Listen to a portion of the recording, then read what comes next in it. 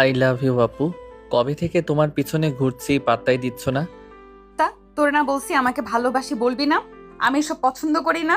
আরে আপু, আমি তো সেই ছোটবেলা থেকে তোমাকে ভালোবাসি। তুমি বুঝতে চাও না কেন বলো তো? আমার বোঝার দরকার নেই। আবার এসব ফালতু কথা বললে থাপ্পড় মেরে দাঁত ফেলে দেবো বেয়াদব।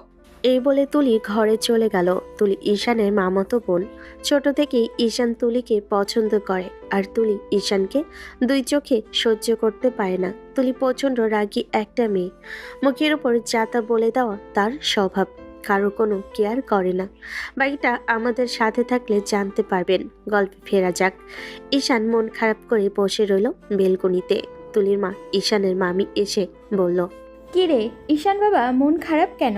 মামি, তোমার মেয়েটা এমন কেন? কোনো রসকস নাই? জন্মের সময় মনে হয় মুখে মধু দাও নাই? কি জানি বাবা, এমন যে কেন হলো? আমাদের পরিবারের কেউ তো ওর মতো না। আর তুলিও তো ছোটবেলায় এমন ছিল না। হঠাৎ করে এমন হয়ে গেল কেন বুঝতে পারি না। ওর কথায় তুই কিচ্ছু মনে করিস না বাবা। আরে তুমি যে কি বলো না মামি। ওর কথায় আমি আবার কি মনে করব? ও যতই রাগ করব, আমার পিছু ছাড়বো না।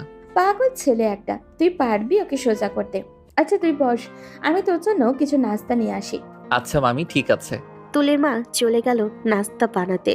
তুলি তখন ঘরের জানালার পর্দা সরিয়ে দেখছিল নিচের বেলকনিতে ঈশান কেমন গম্ভীর মুখ করে বসে আছে। একটা সময় ওর দিকে তাকিয়ে একটু হেসে ফেল, তবে মুখে তা স্বীকার করার প্রশ্নই আসে না। ওর মতো ছেলেকে কেউ সিরিয়াসলি নেয় নাকি? পাগলটা আবার ভালোবাসে নাকি আমাকে? উফ, এইসব ঝামেলা সহ্য করতে পারি না। তুলি আবার বই নিয়ে পড়তে বসলো, কিন্তু মনটা বারবার চলে যাচ্ছিল নিচে বসে থাকা ছেলেটার দিকে। ঈশানও বোকানা, জানে তুলি জানালার আড়াল থেকে তাকাচ্ছে। সে তখন চুপি চুপি একটা হাসি দিল। তখন তুলির ফোনে একটা শব্দ হলো। সে ফোনের দিকে তাকিয়ে হা করে রইল। তার সারা শরীর কাঁপছে। এদিকে ঈশান ভাবছে, ঠিক আছে আপু, তুমি যতই রাগ করো না কেন, আমি ছাড়বো না তোমাকে। একদিন এই রাগী মুখেই হাসি ফোটাবো, কথাটা মনে রাখো। ঠিক তখনই তুলির মা নাস্তা নিয়ে এলেন। গরম চা, সিঙ্গারা আর কিছু বিস্কিটের প্লেট হাতে। এই নে বাবা, গরম গরম চা খেয়ে নে, সারাদিন একা বসে থাকিস না। ধন্যবাদ মামি, আপনি ছাড়া আমার কেউ এত মনে করে না। আহারে, এমন কথা বলিস না রে। তুলি তো আছে। ও ও তো তোদের নিজেরই মানুষ। মামি, ও যদি আমাদের নিজের মানুষ হতো তাহলে নিশ্চয়ই এত রাগ করতো না আমার উপর। মনে হয় ভিন্ন গ্রহ থেকে এসেছে। পাগল ছেলে একটা। ওর মন খারাপ ছিল কিছুদিন ধরে। কলেজে কি হয়েছে কে জানে। তুই চাইলে একটু গিয়ে কথা বলতে পারিস, ভালো লাগবে ওর। ঈশানের চোখ চকচক করে উঠল। মনে মনে ভাবল, এই তো সুযোগ। আচ্ছা মামি, দেখি কথা বলি ওর সাথে। যদিও ও আবার ঝাড়ি দিবে, তারপরও চেষ্টা করা যেতেই পারে। তুলি ঘরের দরজায় টোকা পড়ল। কে? তোমার ফ্যান। ধ্যাৎ, কি চাই তোর? একটু কথা বলতে এসেছি। আমি এখন পড়ছি, সময় নাই। আচ্ছা, তাহলে বাইরে দাঁড়িয়েই বলি। তুমি রাগ করলে আমি কষ্ট পাই। আহ, নাটক শুরু হলো আবার। যা, নাটক অন্য কোথাও কর। নাটক না, সত্যি বলছি আপু। আমি যদি একদিন হারিয়ে যাই, তখন তোমার এই রাগ কাকে দেখাবে বলো? তুই হারাবি? কোথায় যাবি? হুম হুম, কোথায় যাব জানি না, তবে এমন এক জায়গায় যেখানে রাগী আপুরা থাকে না। ঠিক আছে, তুই হারিয়ে যা এখনই। তুমি বললে তো আমি হারাতেও পারবো আপু। এই ছেলেটাকে একদিন সত্যিই মেরে ফেলবো আমি। কিন্তু সেই কথার আড়ালে তার ঠোঁটে একটুখানি হাসি লুকিয়ে গেল। ঈশান সেটা টের পেল। মনটা খুশিতে ভরে উঠল। রাগের নিচে যে মায়া লুকিয়ে আছে, সেটা একদিন সবাই দেখবে। পরের দিনগুলোতে ঈশান আরও বেশি করে দিন রাত্রি তুলির সামনেই ঘোরাফেরা করতে লাগলো। কথা বলার জন্য ধরা সবই অদৃশ্য একদৃশ্য কাঠামোর মতো চলছিল, কিন্তু তুলি আগের মতো সোজা একদম নরম নয়। তার রাগে পাত্তাই নেই। আপু, তুমি একটু খেয়ে নাও। পড়ালেখা করে কি খেয়ে নেবে না? আমার খাবারের চিন্তা তোকে করতে হবে না। তুলির মুখে কাটা ধারালো কথাগুলো বলল, ঠিক সেইভাবে যেভাবে সে সবসময় সামনে নিজেকে কঠোর করে রাখে। ঈশান প্রতিবারই হাসি মুখে ফিরিয়ে দেয়, কিন্তু ভেতরে কোথাও কাটা লাগে। আমি এত কষ্ট দিয়ে জীবন কাটাবো আপু, তুমি কি কখনো বুঝবে? কেন বুঝবো? যে মানুষ নিজের জন্য কিছুই করতে পারে না, তার কথা বোঝার দরকার নেই। তুলি কখনো টেনশনে ভেঙে পড়বে না। বাড়ির লোকেরা মনে করে ওর রাগ শুধু অভিমান, কিন্তু আসলটা অন্য কিছু। তুলি তার ভেতরের এক কোণায় তালা লাগিয়ে রেখেছে, আর কোনো চাবি নেই, কেউই খুঁজে পাবে না। পরের দিন সকালে তুলি চুপচাপ রান্নাঘরের পাশ দিয়ে চলে গেল। ঈশান বাসন নিয়ে দাঁড়িয়ে দেখে ওর চোখের কোণে কোমলতা নেই, কেবল নির্ধারিত কঠোরতা। আপু, তুমি একটু আমার দিকে তাকাও না কেন? তাকানো লাগবে কেন? তোর কি রূপ উতলে পড়ছে যে তোর দিকে তাকিয়ে থাকতে হবে? তুলি কখনোই পুরনো দিনের মিষ্টি স্মৃতি চেপে ধরে না, সে সেগুলোকে সরাসরি বাতাসে ছুড়ে দেয়। তার কথায় অদ্ভুত এক দৃষ্টান্তে, নরম হওয়ার কোনো স্থান নেই। আমি তো শুধু চাই তুমি ভালো থাকো। আমার চিন্তা তোকে করতে হবে না। আল্লাহ চাইলে আমি সব সময় ভালো থাকবো। তুই তো নিজের চিন্তা কর। ঘরটার বাতাস যেন আচমকা থেমে গেল। ঈশান সামনে দাঁড়িয়ে, চোখে একরাশ অনুরোধ, আর তুলি ওর মুখটা আগুন হয়ে আছে। ঈশান একটু এগিয়ে গিয়ে বলল, আপু, আমি তোমাকে সত্যি ভালোবাসি, অনেক ভালোবাসি। ভালোবাসা? তুই আবার ভালোবাসিস? থামা তোর এইসব আবল তাবল কথা।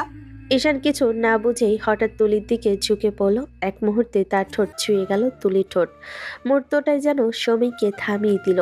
তুলি স্থির, তারপরেই আগুনের মতো ফেটে পড়ল। ঈশান, তোকে আমি মেরে ফেলবো আজ।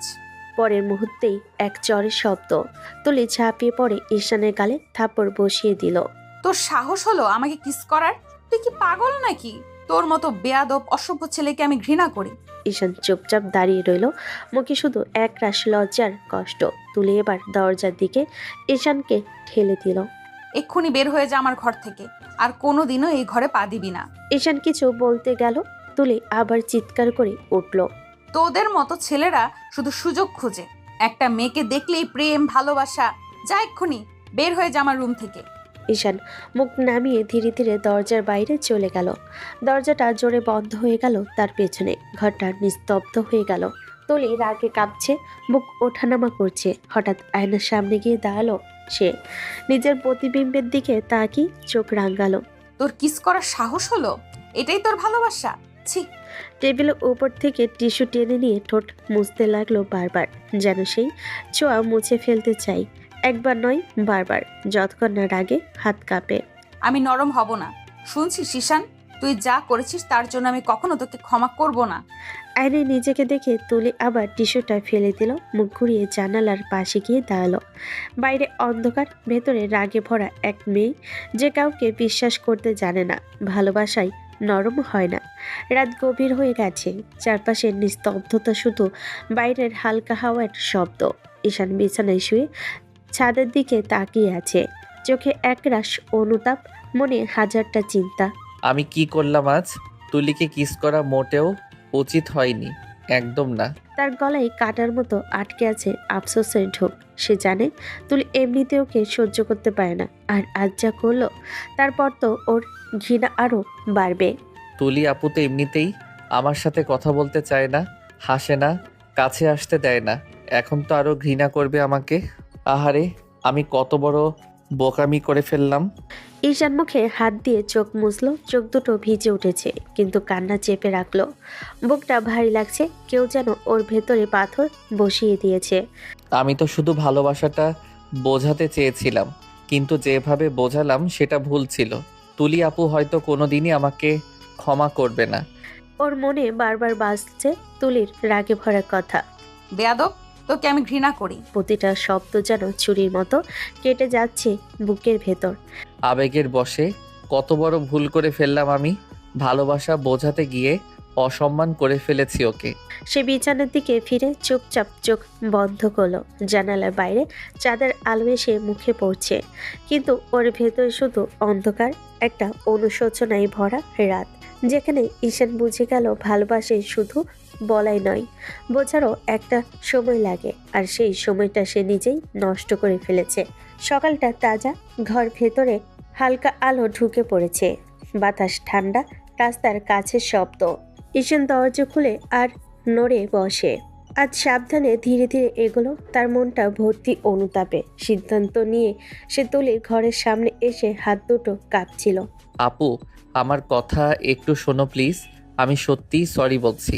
তুলি দরজা খুলে সামনে এসে দাঁড়ালো, চোখে আগুন, গলা কাঁপছে না, বরং গর্জনের মতো কঠিন। ওর হাত দুটো কাঁপছিল না, গালটা লাল, ঠোঁট কুঁচকে।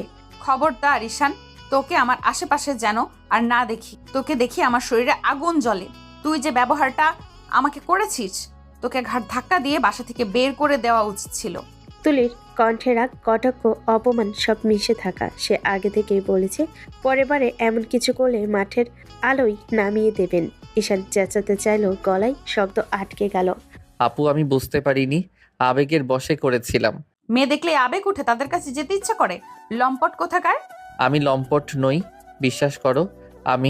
আমি শুধু ভালোবাসি বলেছি, ভুল হয়েছে। তুই কি ছেলে না ঈশান? প্রতিটা মেয়েকে দেখলেই কি ঠোঁটে ঠোঁট লেগে পড়বে? তোর মতো লম্পট দুশ্চরিত্র, তোদেরকে কোনো বিশ্বাস নেই। তুলির মুখে তীব্র অবমাননার শব্দ, রাগের কথা একটুও কমছে না।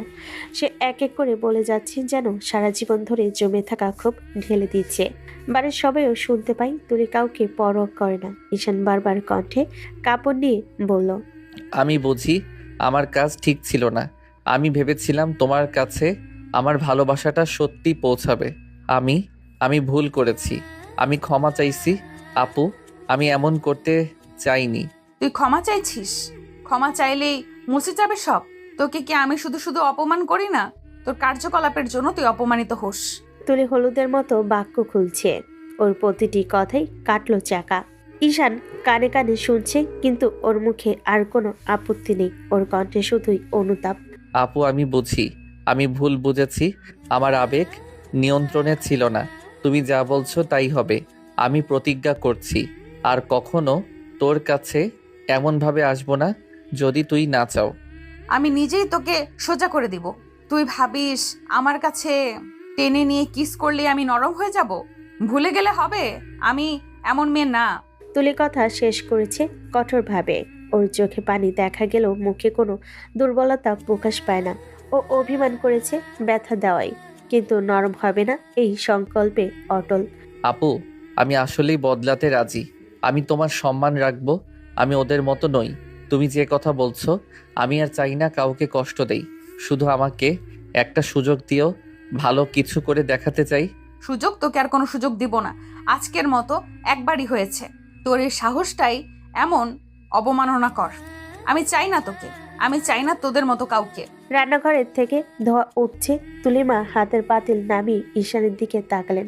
ছেলেটার মুখটা আজ অদ্ভুত গম্ভীর। সারাটা সকাল একবারও হাসেনি। তুলির মা শান্ত গলায় বলেন, কি রে ঈশান, মন খারাপ কেন?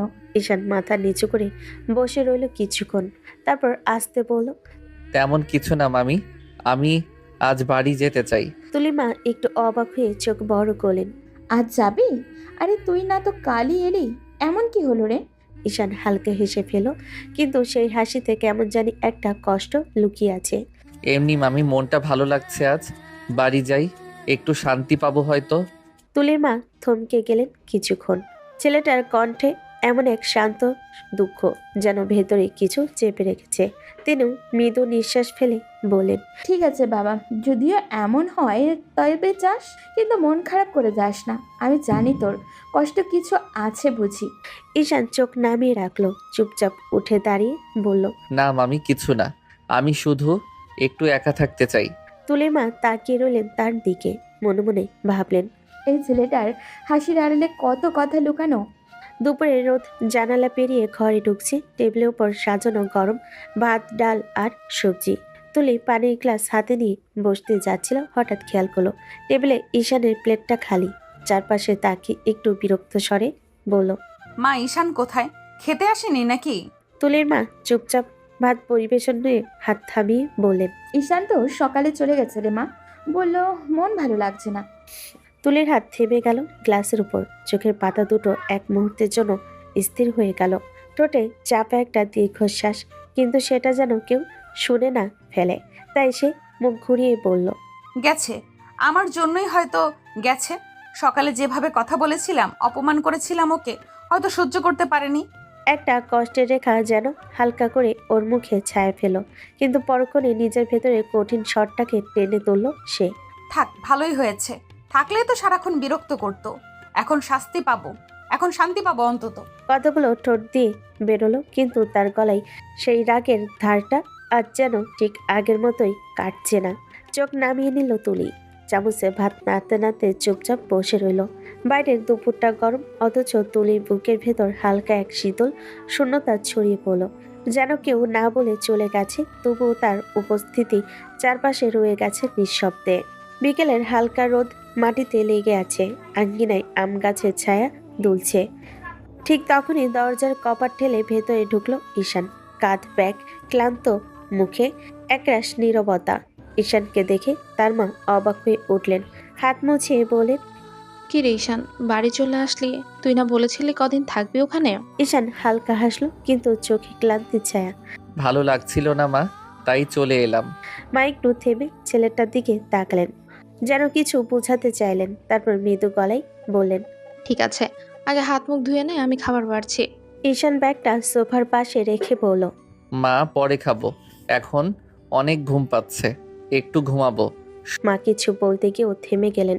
হয়তো বুঝতে পারলেন ছেলেটা শুধু ক্লান্ত না, ভেতরে কোথাও কেমন যেন ভারী হয়ে আছে। ঈশান ধীরে ধীরে নিজের রুমে চলে গেল, দরজাটা বন্ধ করে নিঃশব্দে ওয়াশরুমে ঢুকলো। ঠান্ডা পানির ঝাপটা মুখে লাগতেই একটা গভীর নিঃশ্বাস পেল। গোসল সেরে আয়নায় তাকালো সে, চোখের তলায় হালকা লালচে দাগ, যেন অনেক রাতের জমানো চিহ্ন। তোয়ালে দিয়ে চুল মুছে বিছানায় গিয়ে শুয়ে পড়ল। বাইরে তখন সন্ধ্যার আলো মিলান হয়ে এসেছে। ঈশান চোখ বন্ধ করলো, কিন্তু মনের ভেতর তুলির মুখটা ঘুরে ফিরে আসতে লাগলো। তার বলা সেই কঠিন কথাগুলো এখনো কানে বাজছে। তোকে আমি পছন্দ করি না। ঈশান চোখ বন্ধ করে নিঃশব্দে বলল, সত্যি তুমি জানো না তুলি আপু, আমি কেন চুপচাপ চলে এসেছি? আমি তোমার চোখের দিকে তাকাতে পারছিলাম না, নিজেকে অপরাধী লাগছিল। তারপর ধীরে ধীরে ক্লান্ত চোখে ঘুম এসে ভর করলো। ভেতর ভেতরে কেবল পাখার ঘূর্ণির শব্দ আর নিঃশব্দ একটা অভিমান ভাসছে বাতাসে। রাতের নীরবতা ঘরের চারপাশে ছড়িয়ে আছে। এক কোণে বাতি মৃদু আলো ছড়াচ্ছে। ঈশান বিছানার উপর হালকা শুয়ে আছে, চোখ বন্ধ করে, কিন্তু মন ভাঙ্গা। হঠাৎ দরজায় খসখস শব্দে সে উঠে তাকালো।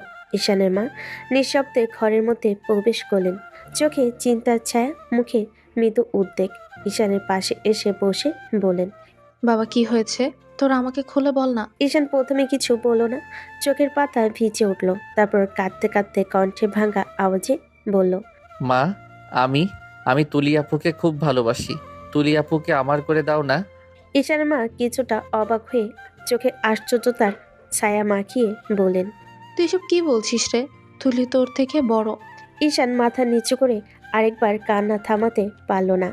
আমি এসব কিছু জানি না মা, আমি শুধু তুলিকে চাই, আমি তুলিকে বিয়ে করতে চাই। মা কিছুক্ষণ চুপচাপ তাকিয়ে রইলেন, তারপর ধীরে ধীরে হালকা হেসে বলেন, আচ্ছা দেখি কি করা যায়। ঈশান কিছু বলতে চাইল, কিন্তু মাতার কপালের উপর হাত রাখলেন, মৃদু আলতো স্পর্শ দিয়ে বললেন, এখন ঘুমিয়ে পড়, সব ঠিক হয়ে যাবে। এরপর তিনি নীরবে ঘর থেকে বেরিয়ে গেলেন, দরজা আস্তে আস্তে বন্ধ করে দিলেন। ঈশান আবার বিছানায় শুয়ে চোখে জল আর মুখে হালকা হাসি নিয়ে মৃদু বলল, মা ধন্যবাদ। ঘরের কোণে বাতির আলো নরম হয়ে গেল, কিন্তু ঈশানের হৃদয়ে হালকা শান্তি ঢেউ খেলল। সেই রাত, সেই নিঃশব্দ মুহূর্তে জন্ম নিল নতুন আশা। রাতের নীরবতা ঘরে ভরে আছে। ঈশান কাঁদতে কাঁদতে বিছানায় শুয়ে আছে। পাশের ঘরে বসে মাতার কান্না শুনে শুধু নিজে ভাবছেন ছেলেটার মনটা কতটা ভারী। তিনি শেষ পর্যন্ত ফোন হাতে তুলে নিলেন। ঈশানের মা ফোনে বলেন, ভাবি ঈশান সে তুলিকে বিয়ে করতে যাচ্ছে। দূর থেকে ফোনের অপর প্রান্তে তুলির মায়ের কণ্ঠ কিছুটা অবাক ভার। কি বলছো? ও কি সত্যি? আমার আগেই মনে হয়েছিল ঈশান তুলিকে পছন্দ করে, কিন্তু তুলি তো মনে হয় ওকে পছন্দ করে না। ঈশানের মা কিছুক্ষণ চুপচাপ থাকলেন, তারপর শান্ত গলায় বলেন, আপনি দেখুন না ভাবি, কি করা যায়। ঈশান খুব কাঁদছে শুধু তুলির জন্য। সে বারবার বলছে তুলিকে যেন তার বউ করে এনে দিই। তুলির মা হাত থামিয়ে ভেতরে চিন্তায় ডুবে কিছুক্ষণ চুপ রইলেন, তারপর বলেন, আচ্ছা আমি একটু তুলির সাথে কথা বলে দেখছি ওর মনে কি আছে। ঈশানের মা হালকা শ্বাস ফেলেন, গলার ভেতর মমত্ব আর উদ্বেগ মিলিয়ে বললেন, ধন্যবাদ ভাবি, আমি জানি আপনি ঠিক দেখবেন, ঈশানও কিছুটা শান্তি পাবে। ফোনটি কেটে রাখার পর ঈশানের মায়ের চোখে এক ঝলক ভাবনা, ছেলের প্রতি তার নিজের মিশ্র অনুভূতি, অভিমান আর আগ্রহ সব মিলেমিশে কেমন যেন ভেতরে দোলা দিচ্ছে। পরের দিন সকালে ঘরের আলো আলতো হালকা। তুলি মায়ের পাশে বসে কফি হাতে নিয়ে বলল, পরের দিন সকালে জানালা দিয়ে হালকা রোদ ঘরে ঢুকেছে। তুলি আয়নার সামনে চুল আঁচড়াচ্ছে। তার মুখে স্বাভাবিক শান্ত ভাব, কিন্তু ভেতরে মনে হচ্ছে কিছু একটা ঘটতে চলেছে আজ। এমন সময় দরজা ঠেলে তার মা ঘরে ঢুকলেন। মুখে কেমন যেন অদ্ভুত দ্বিধা। মা, একটা কথা বলবো? তুলি আয়না থেকে ঘুরে তাকালো। বলো না মা, এমন মুখ করছো কেন? তুলির মা এক মুহূর্ত চুপ করে রইলেন, তারপর ধীরে বলেন। ঈশান্ত, সে তো তোমাকে বিয়ে করতে চায়। তুলির মুখ মুহূর্তে লাল হয়ে উঠল, চোখ কুঁচকে রেগে বলল। কি বললে? মগের মূল্য পেয়েছে নাকি? আমি ওকে কিছুতেই বিয়ে করব না। আমি ওকে একদম পছন্দ করি না। তুলি মায়ের মুখে আশ্চর্যতা আর একটু কষ্ট। তুলি, এমন ভাবে বলছো কেন মা? ঈশান্ত খুব ভালোই ছেলে, ভদ্র, পরিশ্রমী, শিক্ষিত বটে। তুলি মুখ ঘুরিয়ে ফেল, গলে দৃঢ় স্বর। ভালো ছেলে হলে হোক, আমার দেখার দরকার নেই। আমি বলেছি আমার কাছে ও পছন্দ না। আমি কোনো দিনও ওকে বিয়ে করব না মা। তুলি মা কিছু বলতে যাচ্ছিলেন, ঠিক তখনই দরজার বাইরে থেকে ভারী কণ্ঠ ভেসে এলো। তাহলে আমি একটু বলি। তুলির বাবা ঘরে ঢুকলেন। পুলিশের করা ইনফর্মে তিনি যথারীতি গম্ভীর চোখে একরাশ ভাবনা। তিনি তুলির সামনে এসে দাঁড়ালেন। ঈশানের মা, মানে তোমার ফুপি, সে আমার একমাত্র বোন। জীবনে সে কখনো আমার কাছে কিচ্ছু চায়নি, কিন্তু আজ জীবনের এই প্রথমবার সে একটা জিনিস চেয়েছে, তোমাকে ঈশানের বউ হিসাবে। তুলির মুখ থেমে গেল, কিন্তু চোখে রাগ ঝলসে উঠল। আমি কোনো পণ্য না বাবা। আমাকে কেউ চাইলেই আর আপনি দিয়ে দিবেন। আমারও অনুভূতি আছে, আমার পছন্দ আছে। পুলিশ বাবা নিঃশব্দে তাকিয়ে রইলেন মেয়ের দিকে, তারপর নিচু স্বরে কঠিন গলায় বললেন। তুমি হয়তো জানো না ঈশানের মা তোমাকে কতটা ভালোবাসে। সে তোমার ফুপি, আর ফুপি তো মায়ের মতোই হয়। তুমি নিশ্চয় এটা অস্বীকার করতে পারো না তুলি। তুলির চোখে জল এসে জমে উঠল, কিন্তু সে গলা শক্ত করে বলল। আমি কোনো কিছু অস্বীকার করছি না বাবা। আমি জানি ফুপি আমাকে ভালোবাসেন, কিন্তু আমি ঈশানকে বিয়ে করতে পারবো না। এক মুহূর্তের জন্য ঘরে নিস্তব্ধতা, তারপর তুলির বাবা গভীর নিঃশ্বাস ফেলে গভীর স্বরে বললেন। তুমি ঈশানকে বিয়ে করবে, এটা আমার শেষ কথা, না হলে আমার মরা মুখ দেখবে। তুলির চোখ বড় হয়ে গেল, ঠোঁট কাঁপছে, বুকের ভেতর যেন কিছু একটা ভেঙে গেল এক নিমিষে। সে হঠাৎ চুপচাপ বসে পড়ল বিছানায়। কণ্ঠে কোনো শব্দ নেই, কেবল নিঃশব্দে কান্না ভাসছে চোখের কোণে। তুলির মা এগিয়ে এসে মেয়ের কাঁধে হাত রাখলেন, কিন্তু কিছু বললেন না। কঠিন জেদি আত্মসম্মান প্রবণ মেয়েটা আজ হঠাৎ ভেতরে কোথাও যেন ভেঙে পড়েছে। বাইরে পাখি ডাক, সকালের আলো ঝলমল করছে, অথচ তুলির ভেতরটা যেন ঘন অন্ধকারে ঢেকে গেছে। সে শুধু মনে মনে বলল। বাবা, ভালোবাসা জোর করে হয় না। তবুও যদি আপনি চান আমি করব বিয়ে, তবে ভালোবাসতে পারবো না। আজ সকালটা ঘরের ভেতরে আলোর মতো ঝলমল করছে। সবকিছু সাজানো, ফুলের ঘ্রাণ ভরে গেছে আঙ্গিনা আর ঘরের কোণগুলো। ঈশান বিছানার সামনে দাঁড়িয়ে আয়নায় নিজের চেহারা দেখছে। ভেতরটা কেমন যেন উত্তেজনায় কম্পয়মান। হঠাৎ দরজার কপাট ধাক্কা দিয়ে খুলো এক বন্ধুর মুখ, হাসি ঠোঁটের কোণে। কিরে ভাই, তুই তো আগেই বলেছিলি তুলি আপু তোকে পছন্দ করে না, তাহলে বিয়েতে রাজি হলি কেমনে? ঈশান একটু হাসলো, চোখে সেই ভেতরে উচ্ছ্বাস আর একটু লাজ। ভাই, আমি তো নিজেও তাই ভাবছি। তুলি আপু আমাকে দেখতেই পারে না, এত সহজে রাজি হয়ে গেল। আমি নিজেও বুঝতে পারছি না। বন্ধু কিছুক্ষণ ঈশানের মুখটা দেখলো, তারপর জিজ্ঞেস করলো।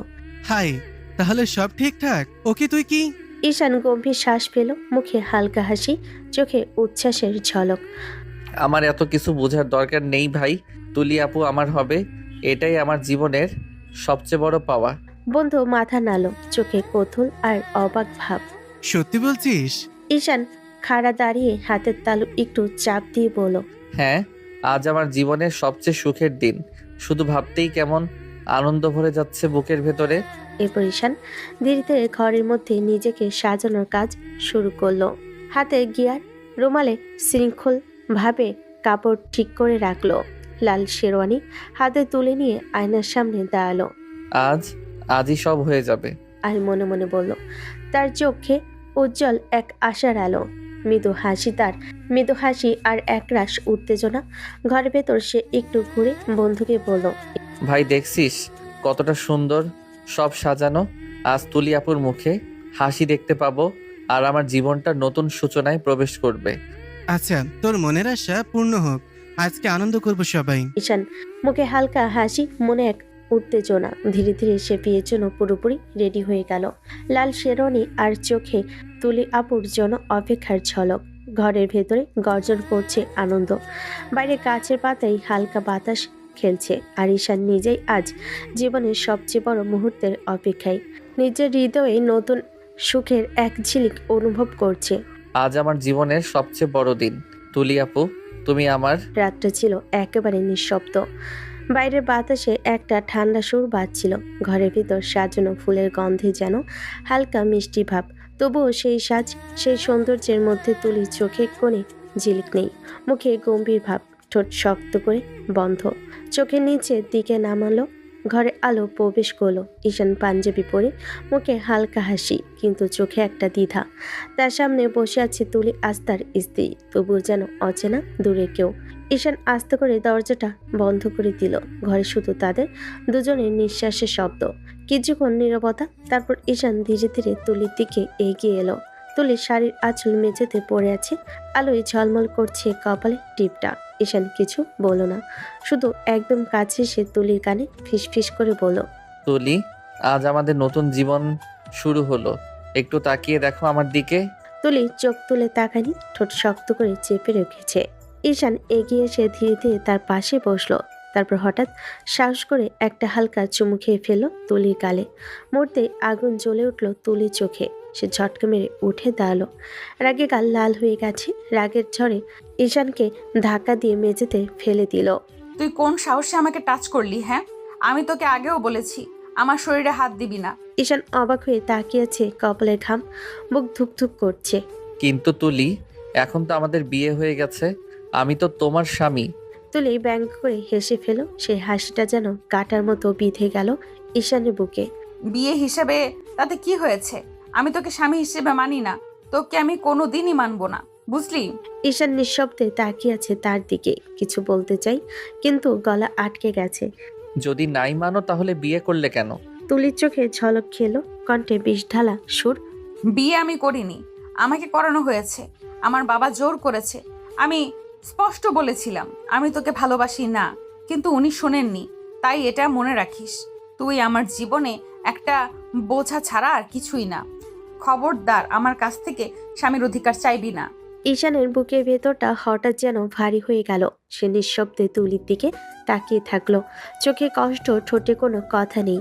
তুমি জানো না তুলি, আমি তোমাকে কতটা ভালোবাসি। তোমার এই ঘৃণার পেছনেও আমি তোমার মুখে হাসি দেখতে চাই। হয়তো তুই বুঝবে না এখন, কিন্তু একদিনই ভালোবাসার মানে বুঝবে। তুলি ততক্ষণে মুখ ফিরিয়ে নিয়েছে, গিয়ে জানালার পাশে দাঁড়িয়েছে। বাইরে রাতের বাতাস হালকা নড়ছে, কিন্তু তার ভেতরটা যেন ঝড়ে ভরে গেছে। ঈশান মেঝে থেকে উঠে ধীরে ধীরে নিচে জায়গায় বসে পড়ল। চোখে জল জমেছে, তবু কণ্ঠে কোমলতা। আমি জানি তুমি রাগ করে বলছো, আমি কিছু জোর করব না।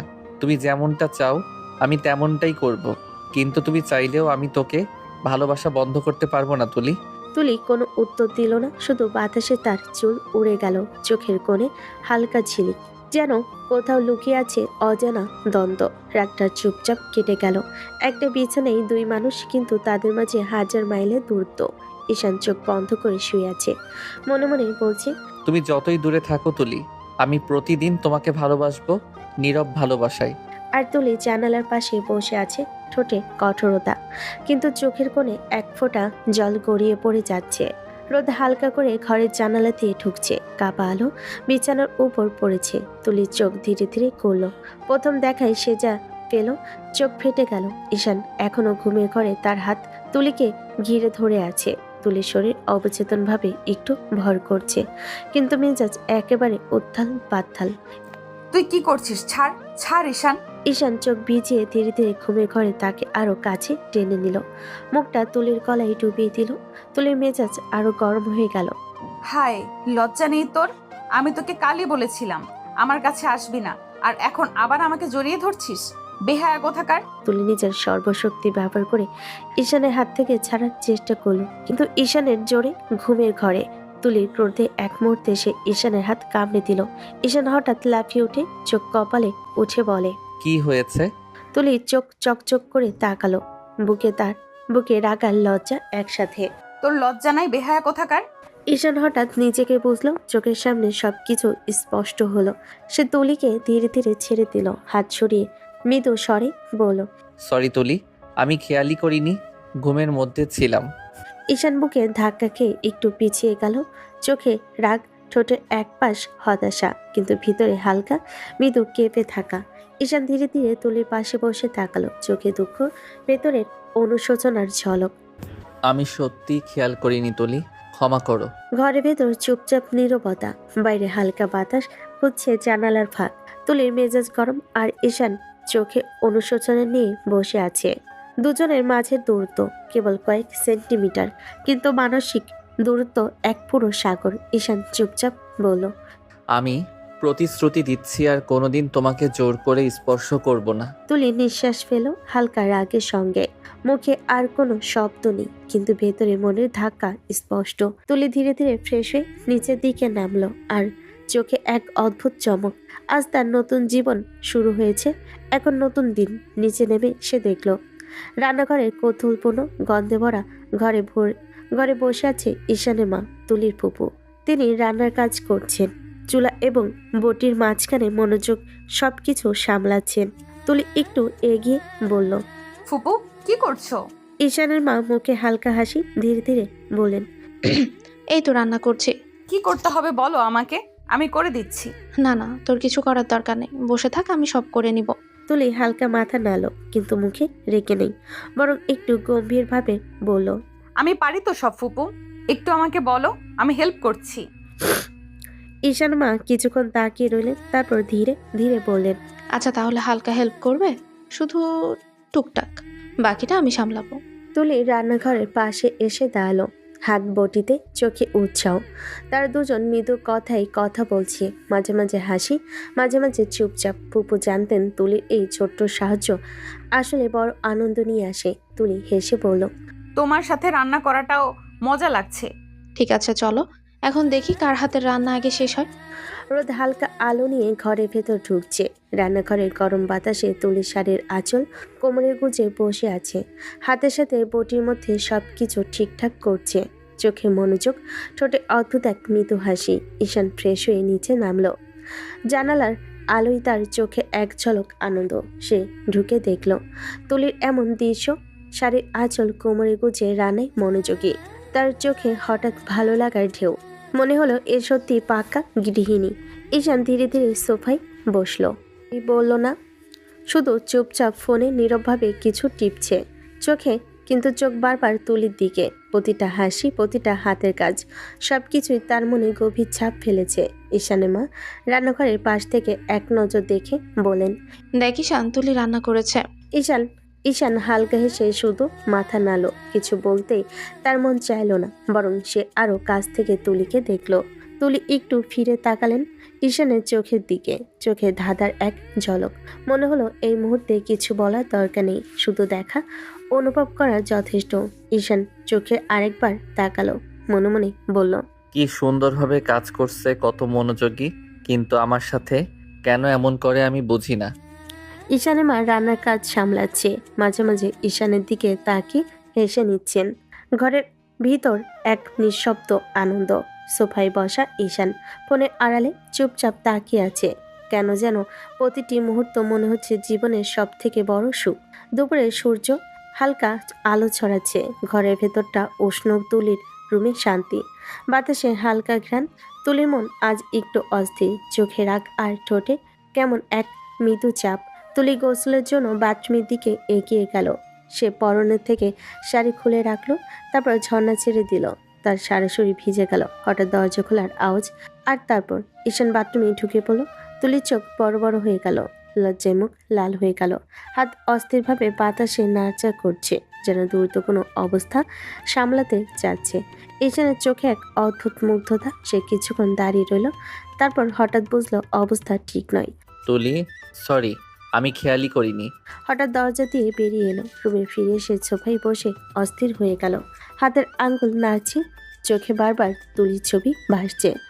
তুলি কিছুক্ষণ পরে গোসল করে বেরিয়ে এলো, চুল বেঁধে, শাড়ির আঁচল কোমরে ঠিক করে, কিন্তু চোখে রাগ আর ঠোঁটে লাজ। ঈশান তুই কিরে ঢুকলি বাথরুমে? এটার কি দরকার ছিল? ঈশান কিছুটা লাজুক কিছুটা হতবুদ্ধি হয়ে দাঁড়ালো। আপনি কেন দরজা আটকাননি? এই দোষ কি আমার নাকি?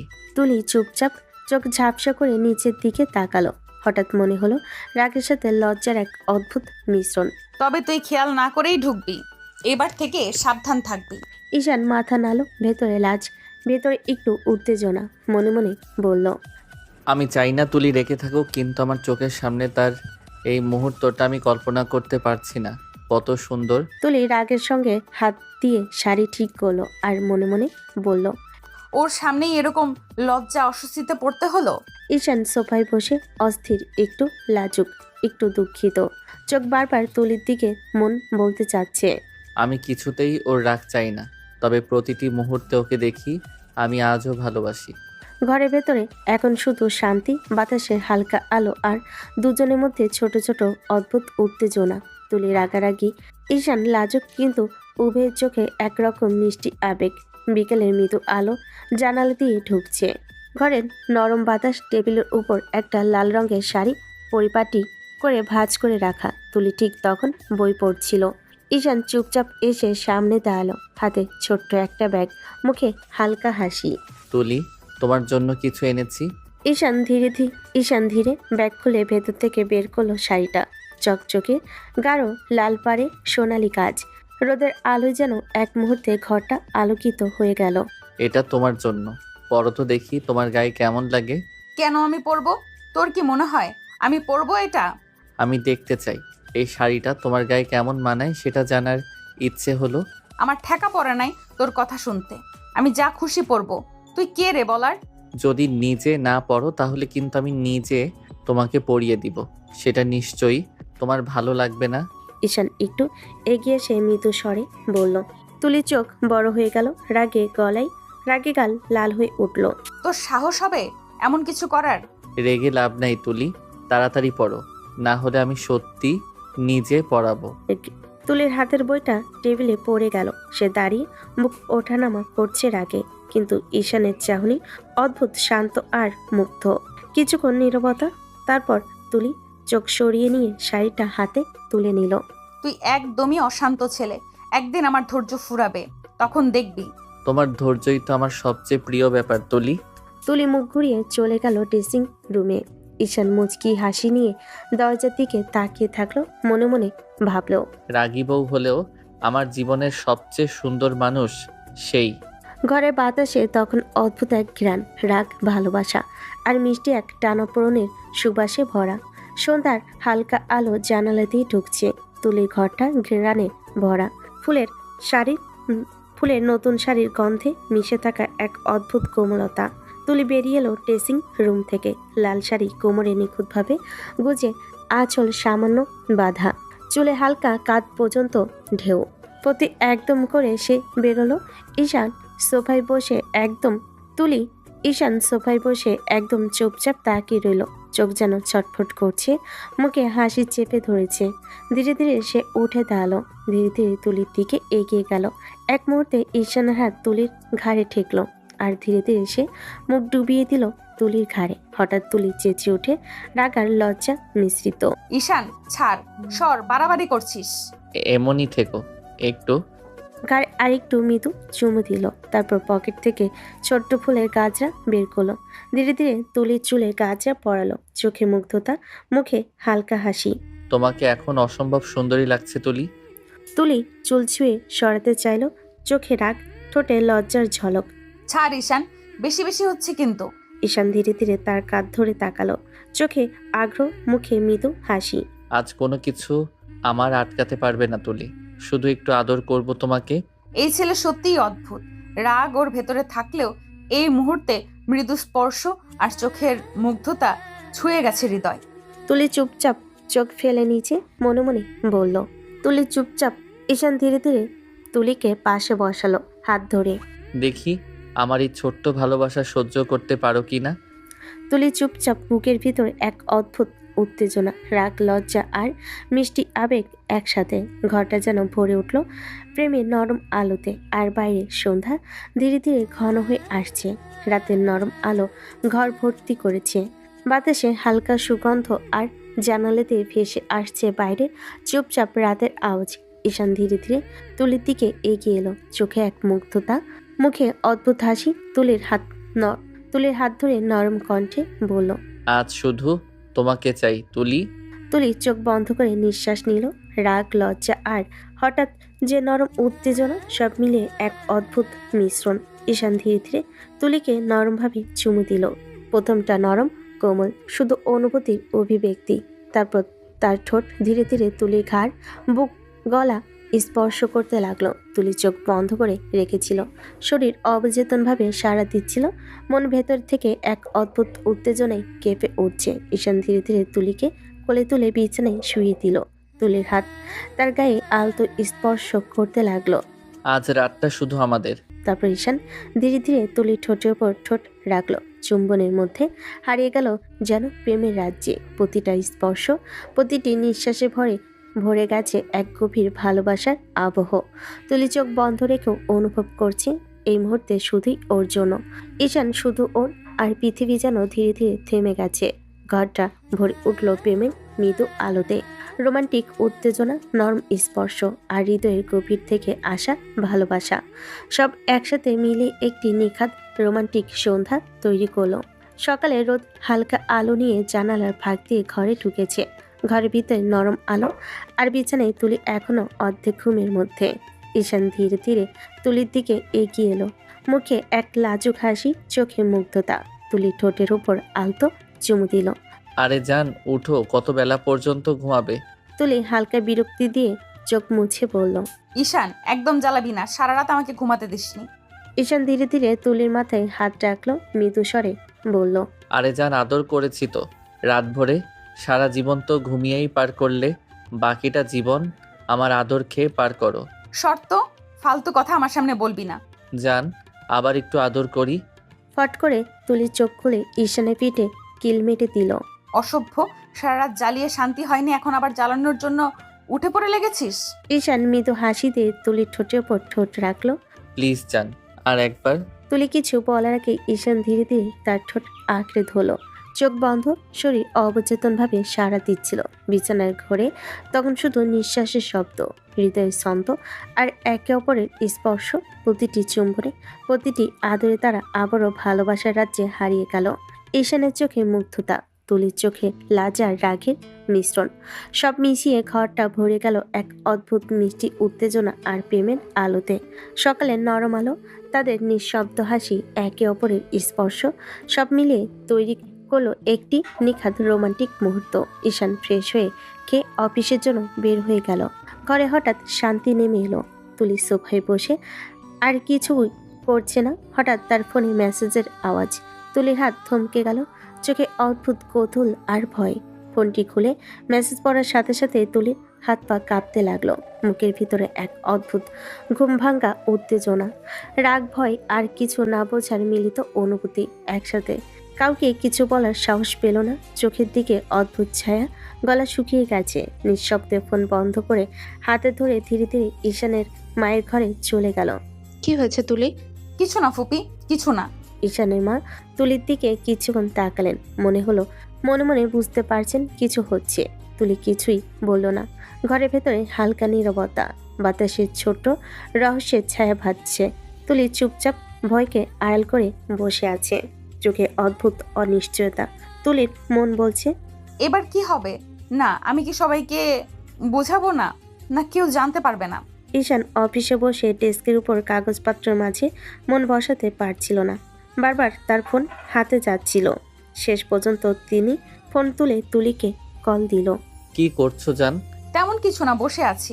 বসে বসে কি আমাকে মিস করছো তো? তুলি চোখ একটু নড়ে উঠল, মুখে লাজা রাগ মিশে যায়। আমার ঠেকা পড়েছে তোকে মিস করতে।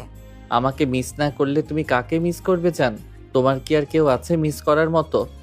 তুলির চোখে হঠাৎ একটা অদ্ভুত ছায়া, ভয় আর রহস্যের মিশ্রণ। মুখে লাজ, কিন্তু ভেতরে কৌতূহল।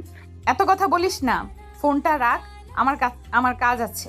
ঈশান ধীরে ধীরে ফোনটা তার কানে ধরে বলল। ফোন রাখবো, তার আগে আই লাভ ইউ বলো। তুলির চোখ ঝাপসা করে, ঠোঁটে হালকা চাপ। আমার ঠেকা। ফোন কেটে দিল। কিছুক্ষণ ঘর চুপচাপ। তুলির বুক ভেতরে দ্রুত ধরফর করছে। চোখে ভয়, লাজ আর অদ্ভুত উত্তেজনার মিশ্রণ। মনে মনে বলল, যে ছেলে কখনো শান্তি দেবে না, কিন্তু কেন কেন ওর কথা শুনে হঠাৎ এমন লাগছে? ঈশানের দিক থেকে ফোন কেটে যাওয়া সত্ত্বেও মনে হচ্ছে যেন তার শব্দ এখনো কানে বাজছে। ঘরটা নীরব, কিন্তু ভেতরে এক অদৃশ্য টানা পড়েন মিষ্টি রোমান্টিক উত্তেজনা ভাসছে। বিকেলে নরম আলোয় জানালার ফাঁক দিয়ে ঢুকছে। তুলি ঘরটা এখনো নিঃশব্দ, কিন্তু মন একেবারে শান্ত নয়। হঠাৎ ফোনের শব্দ, তুলির হাত কাঁপতে লাগলো। চোখ খুলে দেখলো মেসেজ এসেছে। আমার সাথে দেখা করো। তুলির বুক কেঁপে উঠল, হাত পা ভয়ে কাঁপছে। মন ভেতরে অদ্ভুত এক ভয় আর উৎকণ্ঠা। তুলি দ্রুত মেসেজে লিখলো, আমি পারবো না। ঠিক আছে, তাহলে বেশ, তোমার ছবিগুলো ভাইরাল করে দিই। তুলির চোখ লাল, গলা ধুকপুক করছে। কেঁদে কেঁদে সে লিখলো, না প্লিজ, এসব করো না, আমি আসবো। তাড়াতাড়ি করো, আমার আবার অপেক্ষা সহ্য হয় না। আমি ঠিক সময় চলে আসবো। ফোন কেটে দিয়ে তুলির হাত পা বুক সব ভিজে ওঠে ভয় আর আতঙ্কে। ঘরটা নিঃশব্দ, শুধু তার দ্রুত নিঃশ্বাসের আওয়াজ। কিছুক্ষণ চুপচাপ থাকার পর তুলির মন বলল, ঈশানকে জানাতে পারলে হয়তো শান্তি মিলবে। বিকেলের একটু পরে তুলি ধীরে ধাপ গলায় অদ্ভুত লাজ মিশে ঈশানের মায়ের ঘরে পৌঁছালো। ফুপু, আমার একটু কাজ আছে, আমি বাইরে যাচ্ছি। আচ্ছা, তাড়াতাড়ি চলে আসিস। তুলির চোখে ভয়, কিন্তু ঠোঁট চাপা। মন ভেতরে এক অদ্ভুত অস্থিরতা। ঘর ছেড়ে বের হওয়ার আগে সে একবার পিছনে ফিরে তাকালো। ভয়, উত্তেজনা আর অদৃশ্য রহস্য ভরে গেছে তার চোখে। ঘরটা নিঃশব্দ, কিন্তু বাইরে একটি অদৃশ্য বিপদের ছায়া অপেক্ষা করছে। বিকেলের হালকা সূর্য রেস্টুরেন্টের কাছের দেওয়ালে প্রতিফলিত হয়ে টেবিলগুলোকে সোনালি করে দিচ্ছে। ঠিক এত, একটু ব্যস্ত, একটু নীরব। তুলি এক কোণে বসে, বুকের ভেতরে অপ্রকাশিত চাপ। সে জানে আজকের সাক্ষাৎটি সহজ হবে না, তবু এসেছে, কারণ আর লুকাবার কিছু নেই। সিয়াম এসে টেবিলের কাছে দাঁড়ালো। তার ঠোঁটে একটা কুৎসিত হাসি, চোখে ঢের আত্মমহিমা। তার চেহারায় পুরনো, কিন্তু বুঝতে কষ্ট হয় না ভেতরে বিষ আছে। তুমি এলে ভালো লাগলো দেখে। তুমি কেন ডেকেছো? তোমাকে দেখতে ইচ্ছে করছিল, একটু সময় কাটাবো তোমার সাথে। তুলির ঠোঁট আশ্রে উঠল, চোখে আগুন জ্বলে উঠল। সে আস্তে আস্তে যা কিছু জানে সব মিলে তার রক্তকে লাল করে দিয়েছে। সেই মেসেজ, সেই হুমকি, পেছনের নোংরা পরিকল্পনা, আজ সে মুখ খুলবে। তোমার মতো বেয়াদবের সাথে আমি সময় কাটাতে আসিনি সিয়াম। তুমি জানো না কি করছো? সমস্ত ছবি যেগুলো আমার ব্যক্তিগত, তুমি কিভাবে বদলে ফেলেছো। সিয়াম দু চোখ ঝাপসা করে ঠোঁটে ঠান্ডা হাসি ফেরত দিল। মানুষ তো সবাই নকল ছবি চিনতে পারে না, একটু চাপ দিলেই তারা বিশ্বাস করবে। তোর বিয়ের খবর পেয়ে তো আমার তো মুখেই আগুন লেগেছে। এভাবেই মানুষদের ধাক্কা দিলেই ভালো লাগে। তুলির বুক ধরফর করতে লাগলো। সে কাঁদলো না, কেননা কাঁদলে দুর্বল মনে হবে। সে আর দুর্বল নয়। সে গোড়ালি শক্ত করে বসে রইল, কণ্ঠ জোর করে কষাকষি করে বলল, তুই যে নোংরা কাজ করেছিস, তুই ভেবে দেখেছিস তো তোর এই সব কাণ্ড আমাকে কতটুকু ভেঙে দিচ্ছে? আমার সম্মান, আমার পরিবার, সব। তুই কেন এমন করিস? তুই কি মানুষ? মানুষই তো এমন সুযোগই নেয় না। তুই যদি কথা শুনিস আমি শান্ত থাকবো, না হলে তোর জীবন ছাই করে দেব। তুলির হিমশীতল কণ্ঠ, কিন্তু চোখে অদম্য আগুন। বল, তুই আমাকে ভয় দেখাবি? তুই ভাবছিস কোনো ছবি দেখে আমি লজ্জিত হয়ে পালাবো? সিয়াম, তুই ভুলে যাচ্ছিস আমি ফিরে দাঁড়াতে জানি। তুই আমার জীবনে একটি অধ্যায় ছিলি, কিন্তু আমি সেই ইতিহাসই মুছে দেবার মতো শক্তিশালী। শ্যাম হঠাৎ গম্ভীর হয়ে বলল, তুই বুঝলি না, আমি জানি কিভাবে মানুষকে ধামা চাপা রাখা যায়। তোর জীবন শেষ করে দেব। তোকে আগেই বলেছিলাম ইহানের সাথে মিশবি না, তুই আমার কথা শুনলি না। আমি ঈশানকে অনেক আগে থেকেই ভালোবাসি, শুধু তোর জন্য বলতে পারি নাই ওকে। তুই আমাকে ব্ল্যাকমেইল করে প্রেম করেছিস, এখন আমার ছবি দিয়ে আবার ব্ল্যাকমেইল করছিস। তুই যা পারিস কর, আমি শেষ পর্যন্ত লড়াই করব। শ্যাম একটা কণ্ঠে গর্জে উঠল, কিন্তু তার কণ্ঠে এখনো ছিল ধোকার স্বর। তুই চাইলে গুঞ্জন ছড়িয়ে দেব, তোর নাম নোংরা করে দেব, কেউ তো তোর কথা মানবে না। তুলি উঠে দাঁড়ালো, ঠোঁট কাঁপছে না, হাত কাঁপছে না, শুধু চোখ ভরা অদম্য সিদ্ধান্ত। তোর এসব হুমকি আমার ভীতি বাড়ায় না। তুই ভুল করে ফেলেছিস, আমাকে ভেঙে ফেলতে পারলি না। আমি এখন যাব, ঈশানের কাছে বলবো, সবাই জানবে সত্যিটা। আর আমি হাত আর পা বাঁধা নই। তুই যদি ভাবিস আমি চুপ করে থাকবো, সেটা তোরই ভুল। রেস্টুরেন্টের টেবিল থেকে উঠে দাঁড়াতেই তুলি অনুভব করলো বাতাসটা যেন ভারী হয়ে গেছে। সিয়ামের চোখে এক অদ্ভুত হাসি, যেটা ভয়, ঘৃণা আর হিংসায় মিশলে। হঠাৎ তুলি নরম স্বরে বলল, তুমি এমন করছো কেন সিয়াম? আমি তো তোমার কিছুই করিনি। করনি? তুমি আমার অপমান করেছো তুলি। তোমার বিয়ের খবর জানার পর থেকে ভাবছিলাম তোমাকে আমি এমন একটা শিক্ষা দেব যা তুমি সারা জীবন ভুলতে পারবে না। তুলি আর দাঁড়ালো না, ব্যাগটা কাঁধে নিয়ে পেছনে ফিরতে যায়। কিন্তু ঠিক তখনই হঠাৎ একটা অদ্ভুত অনুভূতি হয়, গলার নিচে যেন আগুনের মতো কিছু ছড়িয়ে পড়ছে। তুলি এক মুহূর্ত ঘুরে তাকালো, সিয়াম তখনও হাসছে। তুমি তুমি কি করেছো আমার সাথে? সিয়াম শুধু একটা বাঁকা হাসি দিল, তারপর নিচু গলায় বলল। সময় তোমাকে সব বুঝিয়ে দেবে প্রিয় তুলি। তুলির চোখ ধীরে ধীরে ঝাপসা হতে থাকে, পায়ের ভারসাম্য হারিয়ে দরজার ধারে ঠেলে দেয় সে। বুকের ভেতর কেমন যেন ছ্যাক করে ওঠে। দূর থেকে শুধু সিয়ামের কণ্ঠস্বর ভেসে আসে। আমি তো শুধু শুরুটা করেছি। রেস্টুরেন্ট থেকে বেরিয়ে রিকশায় উঠতেই তুলির বুকের ভেতর কেমন যেন মোচড় দিয়ে উঠল। মাথাটা ঝিমঝিম করছে, চোখের সামনে ঝাপসা হয়ে আসছে সবকিছু। গলার ভেতরটা শুকিয়ে গেছে যেন, নিঃশ্বাস নিতে কষ্ট হচ্ছে। রাস্তাটা আজ অদ্ভুত লম্বা লাগছে তার কাছে, হাতের তালু ঘামছে। শরীরটা হঠাৎ কেমন ভারী মনে হচ্ছে। সে বারবার ঠোঁট কামড়ে ধরছে, নিজেকে সামলানোর চেষ্টা করছে কিন্তু পারছে না। রিকশা থামতেই কষ্ট করে নেমে দরজায় পৌঁছালো। ঈশানীমা দরজা খুলে অবাক হয়ে তাকালেন তুলির মুখের দিকে। মেয়েটা যেন কিছুক্ষণে শুকিয়ে গেছে, চোখে ভয়, মুখে ক্লান্তি। কিরে তুলি, তোর মুখটা এমন সাদা কেন? কিছু হয়েছে? জানি না ফুপু, শরীরটা কেমন যেন লাগছে, ভেতরটা জ্বলছে, ভার লাগছে মাথা। মনে হয় জার্নি করেছি তো, এই জন্য বোধ হয়। আরে না মা, হয়তো একটু গরমে ক্লান্ত হয়ে পড়েছিস। রুমে যা, বিছানায় একটু শুয়ে বিশ্রাম নে, ঠিক হয়ে যাবে। আচ্ছা ফুপু। মাথা নিচু করে ধীরে ধীরে নিজের রুমের দিকে হাঁটলো তুলি। দরজা বন্ধ করে বিছানায় বসতে বুকের ভেতরটা আবার মোচড় দিল। মনে হচ্ছে শরীরের ভেতরে আগুন জ্বলছে, অথচ সে কিছুই বুঝতে পারছে না। না কোনো কারণ, না কোনো ব্যাখ্যা। হাত দিয়ে বুক চেপে ধরল তুলি। চোখের কোণে পানি এসে জমলো। নিচের শরীরটাই যেন আস্তার কাছে অপরিচিত লাগছে। কানে যেন সিয়ামের সেই ঠান্ডা নিষ্ঠুর হাসিটা এখনো বাজছে। তুলির চোখে অন্ধকার নেমে এলো। সে ধীরে ধীরে বিছানায় শুয়ে পড়ল। বাইরে পাখি ডাক, ঘরের ভেতর এক অজানা যন্ত্রণা। বিকেলের সূর্যটা তখন একদম লাল হয়ে পশ্চিমে হেলে পড়েছে। অফিস থেকে ক্লান্ত মুখে দরজা খুলে ঢুকলো ঈশান। মনে ছিল আজ একটু তাড়াতাড়ি ফিরবে, তুলির সঙ্গে বসে চা খাবে। কিন্তু ঘরে পা রাখতেই একটা অদ্ভুত শব্দ কানে এলো, মৃদু গঙ্গানি, যেন খুব ব্যথায় কুকড়ে যাচ্ছে। তুলি, ঈশান প্রায় দৌড়ে ঢুকে গেল রুমে।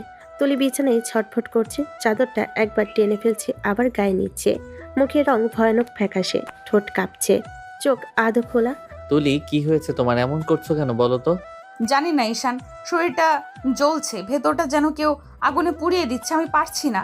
তুলির কথা শেষ হবার আগে সে চিৎকার করে উঠল। চোখের কোণ বেয়ে পানি গড়িয়ে পড়ছে, ঠোঁট কাঁপছে যন্ত্রণায়। ঈশানের বুকটা ধক করে উঠল। সে তাড়াতাড়ি তুলিকে বুকে জড়িয়ে ধরল। জান, তুমি ভয় পেও না, আমি আছি। আমি তোমার কিছুই হতে দেব না। এমন সময় ঈশান মা দৌড়ে এলেন। কি হয়েছে রে ঈশান? এই মেয়ের মুখ এমন সাদা কেন? মা দেখো না কেমন করছে, শরীর জ্বলে যাচ্ছে ওর, কিছু বুঝতে পারছি না। তুলি আবার কাঁপতে কাঁপতে চিৎকার করে উঠল। ঈশান, আমার ভেতরটা যেন ফেটে যাচ্ছে, বাঁচাও আমাকে। ঈশানের মা তাদের হাত ধরে বলেন, আর দেরি করিস না, তাড়াতাড়ি ডাক্তারের কাছে নিয়ে চল। দেরি করলে বিপদ হবে রে বাবা। ঈশান আর এক মুহূর্ত দেরি করলো না, চোখে পানি, কাঁধে তুলিকে জড়িয়ে ধরে বলল, জান, তুমি কিছু বলো না, আমি আছি, তোমাকে কিছু হতে দেব না। গাড়ির হর্ন বাজলো বাইরে। সন্ধ্যার আকাশ ভারী হয়ে উঠল। তুলির চোখ আধো বন্ধ হয়ে এলো। ঠোঁট থেকে শুধু একটাই শব্দ বের হলো, ঈশান।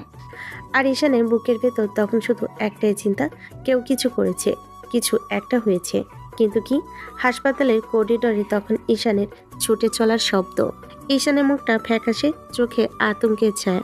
তুলি প্রায় অবচেতন, হাত দুটো ঈশানের কাঁধে নিস্তেজ হয়ে ঝুলছে।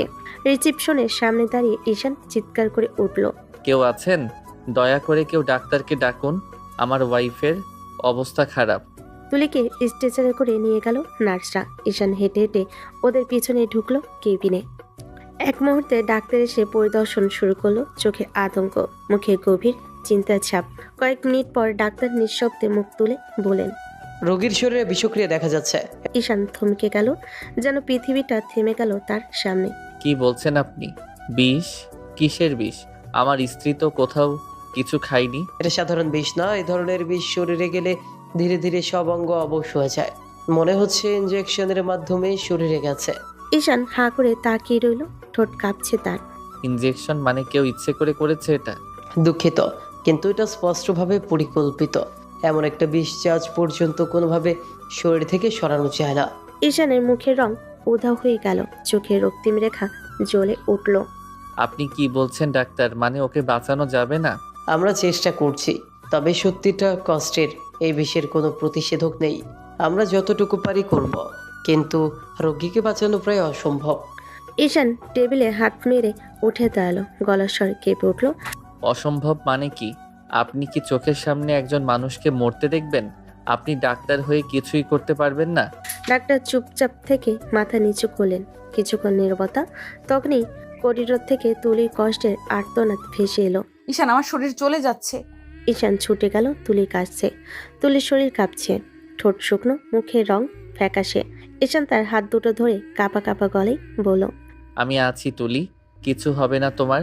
আমি কিছু একটা করব, তোমাকে কিছু হতে দেব না।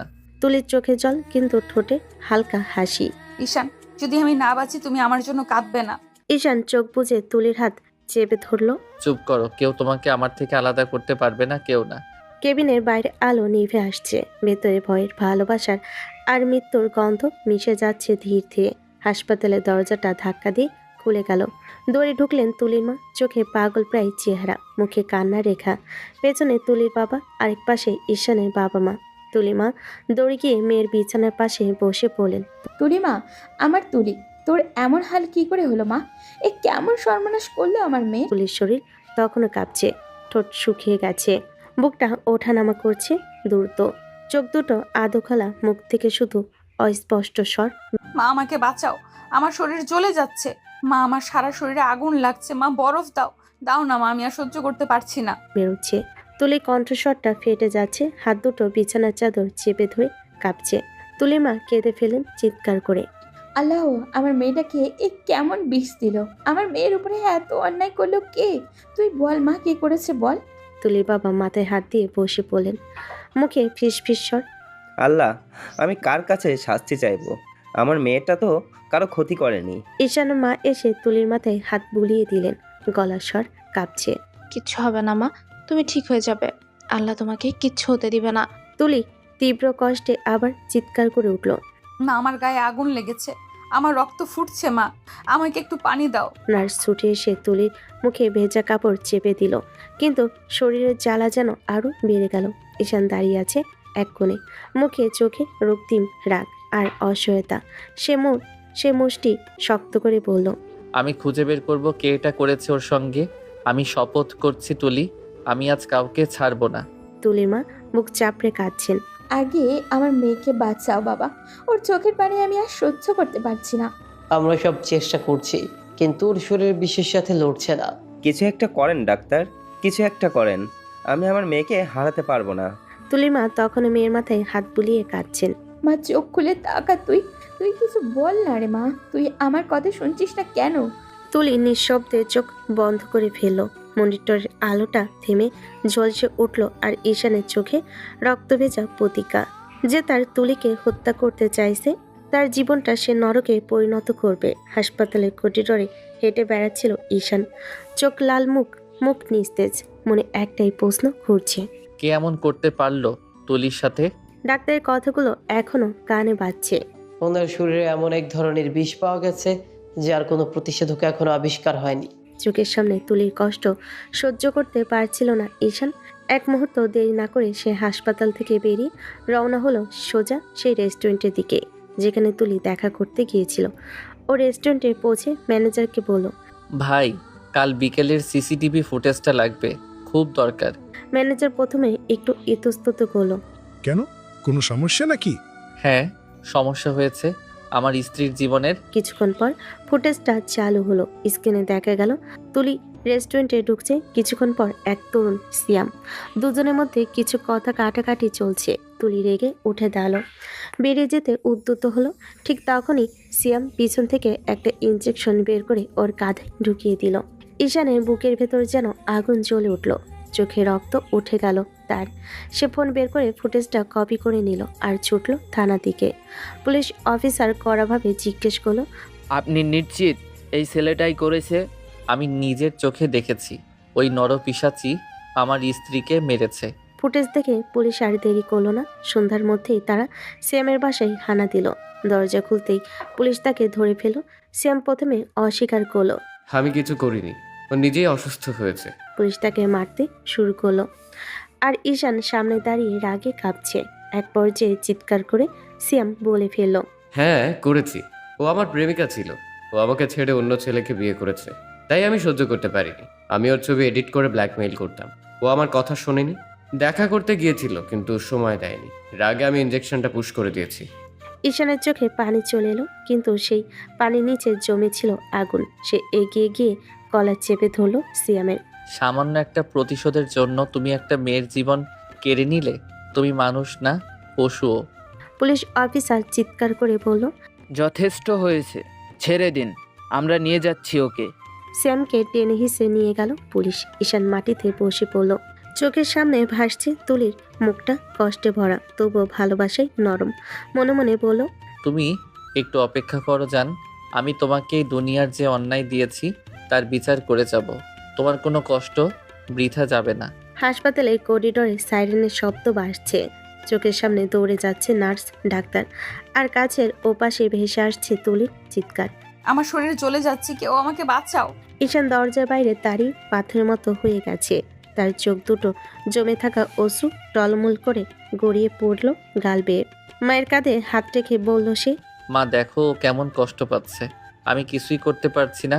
আমার মেয়েটির কি দোষ করেছিল আল্লাহ, এ কেমন সর্বনাশ করলো ওর। তুলির মা ভেঙে পড়া গলায় কাঁদতে কাঁদতে বললেন। চারিদিকে কান্নার রোল উঠছে। তুলির বাবা দেওয়ালে মাথা টুকে বসে আছেন।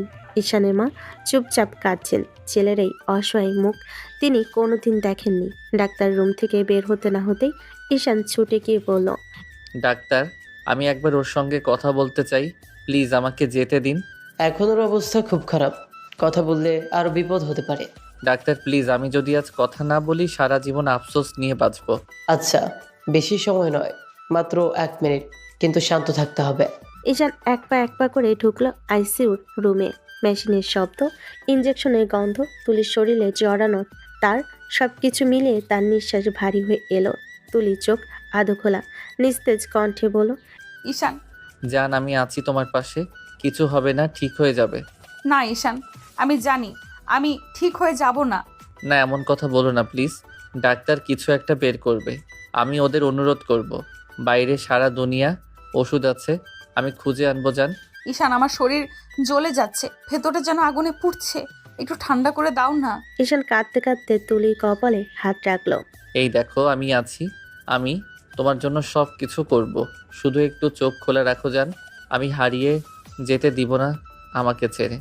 ঈশান, আমি তোমাকে কষ্ট দিতে চাইনি, আমি শুধু চেয়েছিলাম তুমি সুখে থাকো, কিন্তু আমার ভাগ্যে সুখ ছিল না। এসব বলো না প্লিজ জান, এমনভাবে কথা বলো না, তুমি ভালো হয়ে যাবে। যদি আমি না থাকি তখন মনে রাখবে আমি তোকে ভালোবাসতাম অনেক বেশি। ঈশান কেঁপে উঠল, চোখ দিয়ে পানি পড়তে লাগলো থেমে থেমে। না জান, থামো, তুমি কোথাও যাবে না, তুমি শুধু আমার, আমি তোমাকে বাঁচাবো। ঈশান, আমার ঠান্ডা লাগছে, একটা কথা মনে রেখো, ভালোবাসা মরে না। তুলি শেষবারের মতো হাত নাড়িয়ে ঈশানের গাল ছুঁয়ে বলল, তারপর চোখের পাতা আস্তে আস্তে নামতে লাগলো। ঈশান চিৎকার করে উঠল। তুলি জান, চোখ খোলো প্লিজ, কেউ আসো, ওকে বাঁচাও। ডাক্তাররা দৌড়ে এলো। মেশিনের শব্দ বেড়ে গেল, কিন্তু তুলির হাত ঠান্ডা হয়ে যাচ্ছিল ধীরে ধীরে। ঈশান মাথা তুলির বুকের উপর রেখে কাঁদতে লাগলো নিঃশব্দে। তুমি বলেছিলে ঠান্ডা লাগছে জান, এখন তুমি একদম ঠান্ডা হয়ে গেছো। আমি কিভাবে বাঁচবো তোমাকে ছাড়া? হাসপাতালের করিডর তখন এক অচেনা ভয়াবহ নীরবতা। হঠাৎ ভেতর থেকে এক তীব্র চিৎকার কানে এসে আশ্রে পড়ল। তুলি, তুলি, চোখ খোলো একবার, চোখ খোলো জান, প্লিজ একবার কথা বলো আমার সাথে।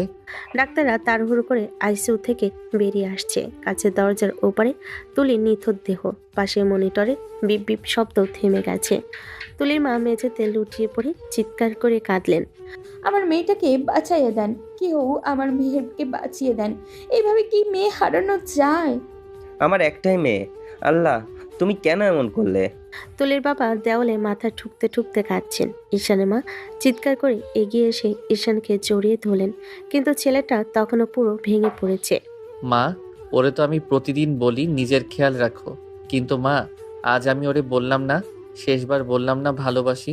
কথা শেষ করতে না করতেই ঈশান মেঝেতে বসে পড়ল, তার হাত দুটো তুলির বিছানার দিকে বাড়িয়ে হাহাকার করে কাঁদছে। তুলি, আমি তোমার ছাড়া কি নিয়ে বাঁচবো জান? তুমি তো প্রতিদিন ঝগড়া করে শেষে আমায় হাসাও। আজ কই গেলে জান? আমার বাঁচার তো কোনো কারণই রাখলে না তুমি।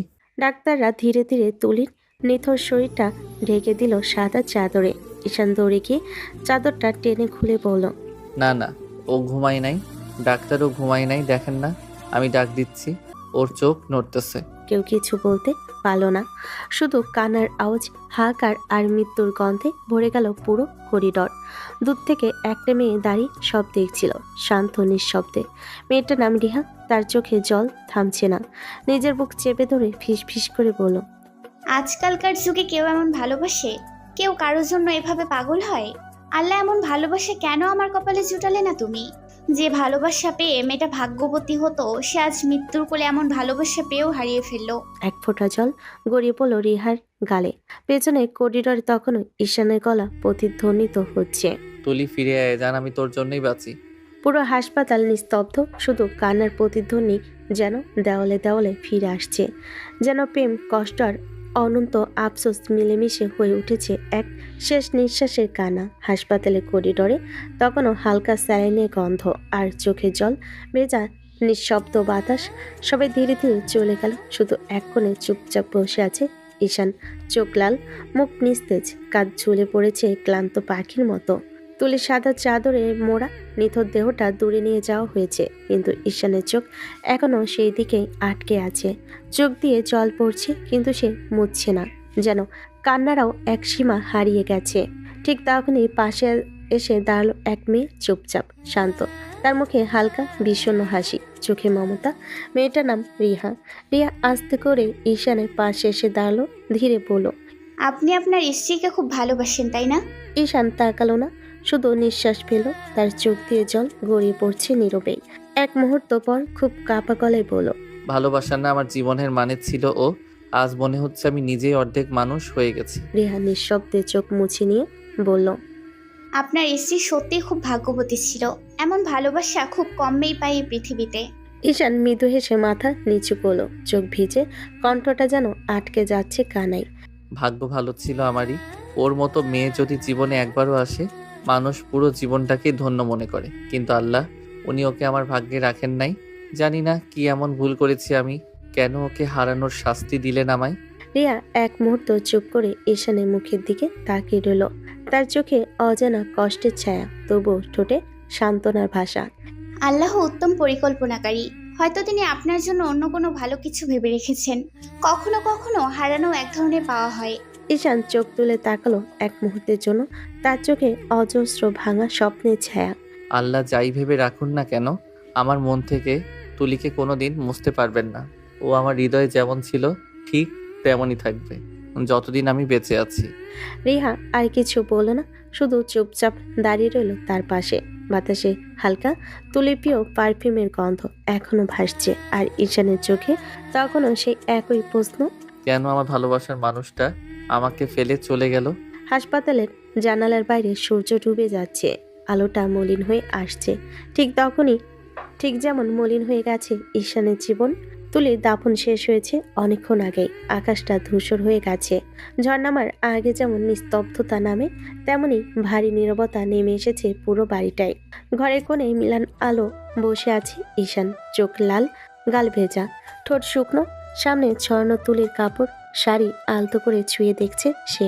তুলির গলায় পরা সেই লাল ওড়নাটা, সেই চুড়িটা যেটা পরে হেসে বলতো, আমার হাতে লাল চুড়ি ছাড়া আমি অসম্পূর্ণ। সবই আজ ঠান্ডা, নীরব, নিষ্পান। ঈশান আলতো করে তুলির শাড়ির ভাঁজে হাত রাখলো। চোখ ভিজে গেল। তুমি চলে গেলে তুলি, এই ঘরটা, এই জামাগুলো সব কিছুতেই তোমার গন্ধ, কিন্তু তুমি নেই। বলো না এমন করলে কেন? একবারও ভাবলে না আমি কিভাবে বাঁচবো তোমায় ছাড়া? তুমি না থাকলে তো আমি কেউ না তুলি। কথা বলতে বলতে সে তুলির ছবিটা বুকে জড়িয়ে ধরে কাঁদতে লাগলো। অন্ধকার ঘরে শুধু ঈশানের কান্নার শব্দ, আর বাইরের বাতাসে দুলে উঠছে তুলির সাদা পর্দা। সেও যেন কাঁদছে নীরবে। ঠিক তখনই দরজার পাশে এসে দাঁড়ালো ঈশানের মা। চোখে ক্লান্তি, মুখে অশ্রুর দাগ। ধীরে ধীরে এগিয়ে এসে বলল, বাবা কিছু খেয়ে নে, দুদিন ধরে তো কিছুই মুখে দিচ্ছিস না। ঈশান মাথা নাড়ালো না, চোখে ফাঁকা দৃষ্টি, গলায় কান্নার ভার। খেয়ে কি করব মা? আমার তো বেঁচে থাকারই ইচ্ছা নেই এখন। তুলি ছাড়া সবকিছু অর্থহীন। শ্বাস নিচ্ছি ঠিকই, কিন্তু বেঁচে নেই আমি মা। ঈশানের মা কেঁদে ফেলেন। চোখ মুছতে মুছতে ছেলের মাথায় হাত রাখলেন। এসব কথা বলিস না বাবা, তুই না থাকলে আমরা কি করে বাঁচবো বল? তুলি মা চলে গেছে, ওর বাবা মা কেমন ভেঙে পড়েছে দেখছিস না? তুই চলে গেলে ওদের দেখবে কে? তাদেরও তো কোনো সন্তান নেই। আর বাবা, তুই যদি ওদের পাশে না থাকিস তাহলে তারা কার ভরসায় বাঁচবে বল? আমাদেরও তো তুই ছাড়া কেউ নেই। ঈশান চুপ করে বসে রইল। চোখে জল গড়িয়ে পড়ছে। একটা দীর্ঘ নিঃশ্বাস ফেলে বলল, জানি মা, জানি তুলির জায়গাটা কেউ নিতে পারবে না। তবু আমি ওর জন্যই বাঁচবো। যতদিন বেঁচে থাকবো ওর স্মৃতি নিয়েই থাকবো। ওর নামেই শ্বাস নেব, ওর নামেই প্রার্থনা করবে। মা আলতো করে ছেলেকে বুকে জড়িয়ে ধরলেন। দুজনের বুক ভরে উঠল কান্নায়। বাইরে বৃষ্টি পড়ছে টুপটাপ, যেন আকাশও কাঁদছে তুলির জন্য। তখন ঘরের একপাশে তুলির ছবি নিচে পড়ে থাকা একটি শুকনো গোলাপ আস্তে আস্তে ঝরে পড়ল মাটিতে। বিকেলের রোদটা আজ কেমন যেন নিস্তেজ। কবরস্থানের ভেতরে নিঃশব্দ হাওয়া বইছে। শুকনো পাতার মৃদু খসখস শব্দ ছাড়া আর কিছুই নেই। ঈশান ধীরে ধীরে হেঁটে যাচ্ছে তুলির কবরের দিকে। হাতে সাদা গোলাপের একটা ছোট তোড়া। কবরের সামনে এসে থেমে গেল সে। চুপচাপ বসে পড়ল মাটির পাশে। তুলির নামটা খোদাই করা মার্বেল পাথরে হাত রেখে বলল, তুলি, তুই ভালো আছো তো ওখানে? জানো, আমি এখনো বিশ্বাস করতে পারি না তুমি নেই। ঘুম ভাঙলেই এখনো মনে হয় তুমি পাশে শুয়ে আছো, আয়নার সামনে চুল বাঁধছ। তারপর বুঝি সবটাই মায়া, সবটাই শূন্যতা। চোখের পানি গড়িয়ে পড়ছে পাথরের গায়ে, যেন ওর কান্নায় ভিজে যাচ্ছে তুলির নামটা। ঈশান আস্তে করে গোলাপগুলো রেখে ফিসফিস করে বলল, যতদিন বাঁচবো তোমার নামেই বাঁচবো তুলি। তুমি শুধু আমার স্ত্রী না, তুমি আমার দোয়া, আমার নিঃশ্বাস। একটু পরে সে ধীরে ধীরে উঠে দাঁড়ালো। ঠিক তখনই পেছন থেকে একটা মিষ্টি অথচ ভদ্র কণ্ঠ শুনতে পেল। আরে আপনি? ঈশান ঘুরে তাকাল, দেখলো রিহা। হাসপাতালে সে মেয়েটা যেদিন তুলি মারা গিয়েছিল সেদিনও কাঁদতে দেখেছিল। আপনি এখানে? হ্যাঁ, মাঝে মাঝে আমি এখানে আসি আত্মীয়দের কবর জিয়ারত করতে। আপনাকে দেখে চিনে ফেললাম। আপনার বইয়ের কবর জিয়ারত করতে এসেছেন বুঝি? জি হ্যাঁ, আজ ওর 40, তাই এলাম ওর কাছে একটু বসতে। রিয়া কিছুক্ষণ চুপ করে রইল, তারপর নিচু চোখে বলল, আপনার স্ত্রী সত্যিই খুব ভাগ্যবতী ছিলেন। আজকালকার যুগে তো কেউ কারো খবর রাখে না। বউ মরে গেলে মানুষ পরের দিনে ভুলে যায়, নতুন জীবনে ঢুকে পড়ে। কিন্তু আপনি এখনো এতটা ভালোবাসেন, এমন মানুষ এখন আর পাওয়া যায় না। ভালোবাসা তো এমনই হয়।